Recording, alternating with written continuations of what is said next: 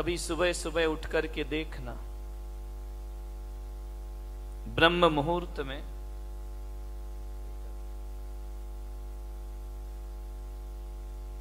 ब्रह्म मुहूर्त कितने बजे होता है? बोलो भाई, 4 बजे। शुक्र है। नहीं तो एक जगह मैंने मुंबई में पूछा कि ब्रह्म मुहूर्त कितने बजे होता है, बोले 9 बजे। तो मैंने कहा 9 बजे ब्रह्म मुहूर्त कैसे हो जाएगा? बोले महाराज मुंबई में तो 9 ही बजे होता है। तो मैंने कहा 9 बजे ब्रह्म मुहूर्त, बात समझ में नहीं आती है। उसकी पत्नी बैठी थी बाजू में, मैंने कहा ये क्या बोल रहा कि 9 बजे ब्रह्म मुहूर्त होता है? पत्नी ने कहा महाराज आज तक मैं नहीं समझा पाई इनको कि ब्रह्म मुहूर्त कब होता है। बोले तू क्या समझाएगी, मुझे तो महाराज ने समझा दिया, मैंने आपका प्रवचन सुना है। तो मैंने कहा ये कैसा प्रवचन है कि 9 बजे ब्रह्म मुहूर्त होता है? बोले एक दिन आपने प्रवचन में कहा था कि जब जागो तब सवेरा, इसलिए मैं 9 बजे जगता हूं, मेरा ब्रह्म मुहूर्त तो 9 बजे होता है। ध्यान रहे, सही नहीं है? मान्यवर, ब्रह्म मुहूर्त में कभी उठ करके देखना।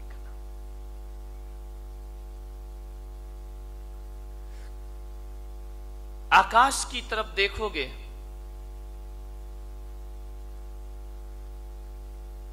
सुबह भी आकाश की लालिमा होती है और सांझ भी आकाश की लालिमा होती है। जब सूरज उगता है तो भी आकाश लाल हो जाता है और जब सूरज डूबता है तो भी आकाश लाल हो जाया करता है। सुबह प्रातःकाल पक्षियों का कलरव सुनाई देता है तो सांझ भी कलरव सुनाई देता है। फर्क इतना होता है कि सुबह की लाली उठाने का काम करती है और शाम की लाली सुलाने का काम किया करती है। और सुबह के पक्षियों का कलरव जो हुआ करता है वह घोंसलों को छोड़कर बाहर निकलने का होता है और शाम का जो कलरव होता है वह घर वापस लौटने का कलरव होता है। ध्यान रखें, सुबह सुबह पक्षी चहचहाते हैं, कलरव करते हैं, आकाश में पंख फैलाते हैं। ऐसा लगता है सुबह सुबह उन्हें देखो कि जैसे बड़े महोत्सव में शामिल होने के लिए जा रहे हो। पक्षियों के जीवन में कितना आनंद है, कितना संगीत है। पक्षियों के जीवन में प्रातःकाल इतना आनंद हुआ करता है, घोंसले से देखता है आकाश में सूरज आया, उषा काल में पंख फैलाकर आकाश में उड़ जाया करता है, मुक्त आकाश का आनंद लिया करता है। कभी देखना जब हवा का झोंका आता है तो एक वृक्ष कितनी मस्ती में झूमा करता है, कितने आनंद में आनंदित हुआ करता है। देखना कभी जिंदगी में विचार करना, नारियल का पेड़ अपनी मस्ती में झूमा करता है और गुलाब का पौधा अपनी मस्ती में झूम। कितना आनंद है इन वृक्षों में, इन पेड़ पौधों में। कभी देखना पहाड़ से गिरते हुए झरने को, उसके पानी में संगीत है, एक गीत है, एक सुर है। बड़े संगीत के साथ पानी झरना बनकर के धरती पर गिरा करता है, बड़ा आनंद है।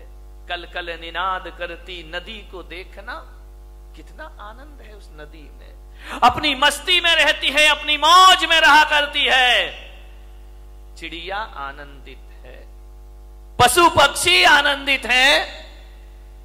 एक गाय का बछड़ा जब दौड़ करके रंभाता हुआ मां के पास आता है, इतना आनंद उस बछड़े में हुआ करता है। मान्यवर, मैं आपसे निवेदन करने जा रहा हूं कि पेड़ पौधे आनंदित हैं, नदी आनंदित है, तालाब आनंदित है, झरने आनंदित हैं। कितना आनंद है इस संसार में, सुख ही सुख है मेरे भाई।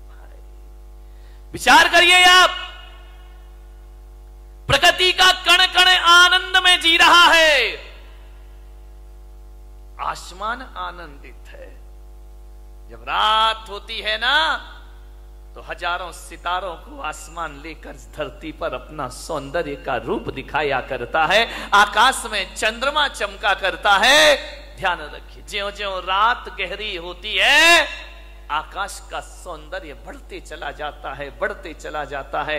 आकाश आनंदित है, धरती आनंदित है, नदियां आनंदित है, पेड़ पौधे आनंद में जी रहे हैं, पशु पक्षियों के जीवन में आनंद है। अफसोस है आदमी के चेहरे पर आनंद दिखाई नहीं दिया। आदमी क्यों निराश है? आदमी क्यों उदास है? आदमी को ऐसा क्या हो गया है? एक चींटी भी जीना चाहती है, एक नासमझ जानवर भी जीना चाहता है, पर आदमी को क्या हो गया? ये मरने के षड्यंत्र रचा करता है, ये मरने की तैयारी किया करता है। आज तक किसी जानवर के मुख से ना सुना होगा कि हे भगवान हमें उठा ले, लेकिन आदमी के मुख से तो कई बार सुना है कि अब इस जिंदगी को जिया नहीं जाता, हे भगवान मुझे इस जीवन से उठा ले, इस जीवन से मुक्ति दे दे। क्या घट जाता है हमारे जीवन में ऐसा? आदमी मृत्यु के षड्यंत्र क्यों रचता है? ये आदमी अपनी ही हत्या करने के लिए तैयार क्यों है? मान्यवर, अपने ही जीवन से लाचार हो गया ये इंसान, अपने आप का दुश्मन बन गया। अभी तो ये सुना था कि दूसरे दुश्मन हुआ करते हैं, हम ही अपनी जिंदगी के दुश्मन खुद बन करके तैयार हो गए हैं। आपने जीवन से अपने आप को खतरा हो गया। कभी आपने सुना किसी भैंस ने आत्महत्या की हो? सुना? कभी विचार किया है? कभी आपको अखबार में पढ़ने को मिला है कि आज एक भैंस ने गुस्से में आके आत्महत्या कर ली है? कोई जानवर आत्महत्या नहीं करता है। किसी भी जानवर को समय से पहले मौत को बुलाते हुए आपने ना देखा होगा।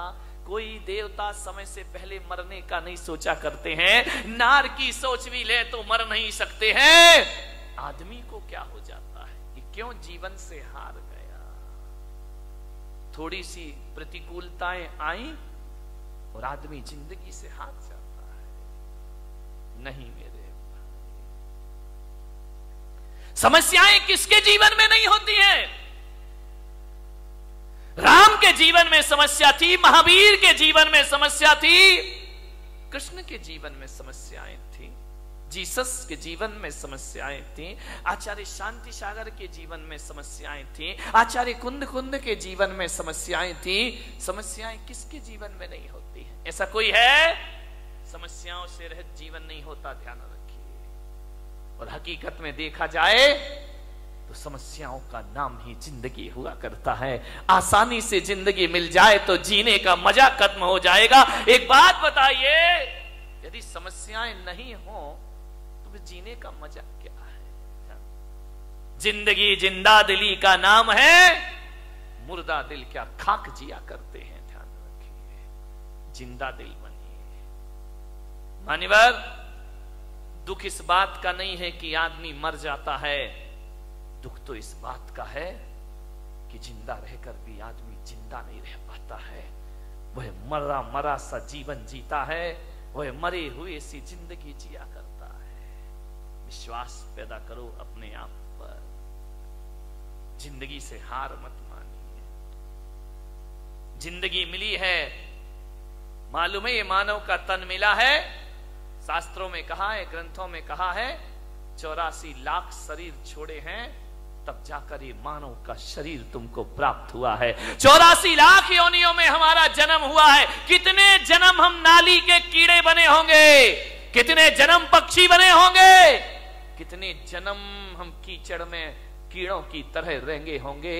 हर जन्म में हमने प्रार्थना की होगी ईश्वर से कि हे ईश्वर एक बार मुझे मनुष्य का चोला प्रदान कर दे, हे ईश्वर एक बार मुझे मनुष्य का तन प्रदान कर दे। इसलिए आत्महत्या करने के लिए नहीं, जिंदगी की अंतिम सांस को पूरी ईमानदारी से जीने का प्रयास करिए। अंतिम सांस भी पूरी जिंदा दिली के साथ जिएंगे। क्यों हार जाता है आदमी?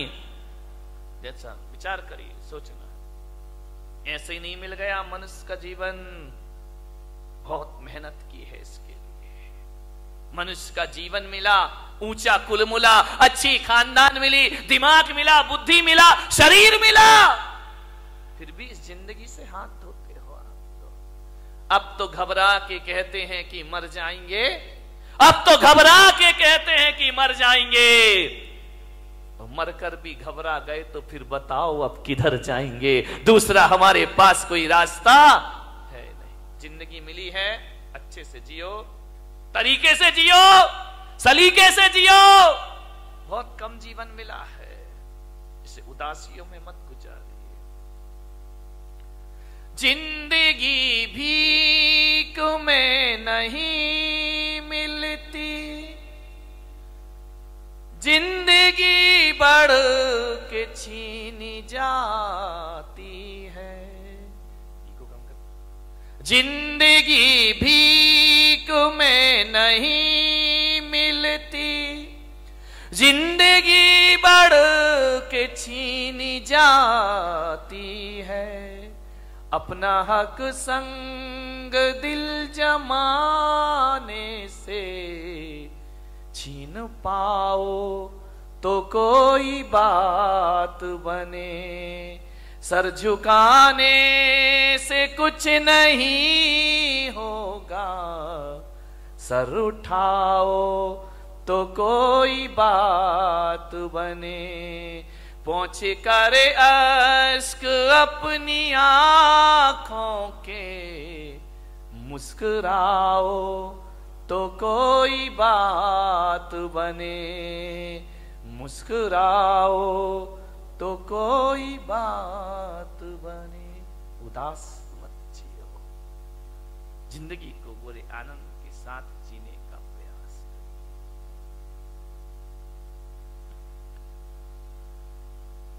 विपत्तियां, संकट, दुख किसके जीवन में नहीं आते? सबके जीवन में आते हैं। मुश्किलें आती हैं, परेशानियां आती हैं, विपरीत वातावरण बनता है, लेकिन जीने की आस मत छोड़िए।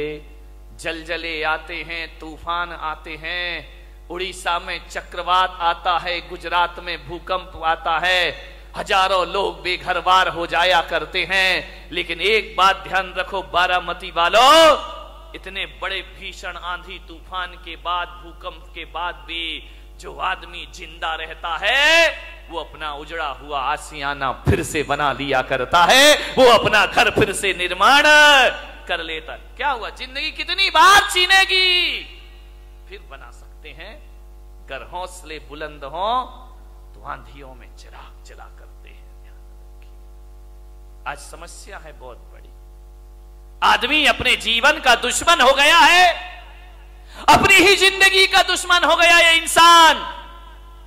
शहरों में बड़े बड़े व्यापारी आत्महत्या कर रहे हैं, महानगरों में व्यापारी आत्महत्या कर रहे हैं, गांव में किसान आत्महत्या कर रहा है, घरों में किशोर आत्महत्या कर रहे हैं, महिलाएं आत्महत्या कर रही हैं।